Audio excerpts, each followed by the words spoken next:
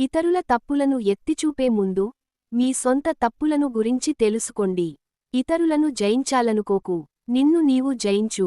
అప్పుడు ప్రపంచం నీచే జయింపబడుతుంది. చెడు చేయాలన్న గుణం మనసులో నిండి ఉన్నది వల్లే ఇతరులను చెడుగా ఆలోచిస్తాం. మన మనసు శుద్ధిగా ఉంటే ప్రపంచం మంచిగా కనిపిస్తుంది. నీతో అవసరం ఉందంటే నిన్ను ప్రశంసిస్తూ, లేదంటే విమర్శిస్తూ ఉండే మనుషులను నీ జీవితంలో ఎన్నటికీ నమ్మకు.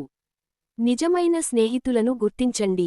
మరణానంతరం మనతో వచ్చేవి 3 మంచి పనులు, సంపాదించుకున్న గౌరవం, చేసిన కర్మ మాత్రమే. ఎంతటివారికైనా విమర్శల బాధ తప్పదు. సింహమైనా ఈగల బెడద తప్పించుకోలేదు కదా. విమర్శలను సహనంతో ఎదుర్కోండి. చిన్న చిన్న గొడ్డలి పెట్లే మహావృక్షాన్ని సహితం పడదోస్తాయి. అలాగే చిన్న ప్రయత్నాలు కూడా గొప్ప ఫలితాలిస్తాయి. నమ్మినవాళ్లను మనం బాధపెడితే చివరకు మనకు కూడా ఆ బాధే మిగులుతుంది. అందుకే నమ్మకం ద్రోహం చేయకూడదు. మంచి అలవాట్ల తర్వాత మీరు మీ పిల్లలకు ఇవ్వగలిగినది మంచి జ్ఞాపకాలే. మంచి విలువలు పిల్లలకు అందించండి.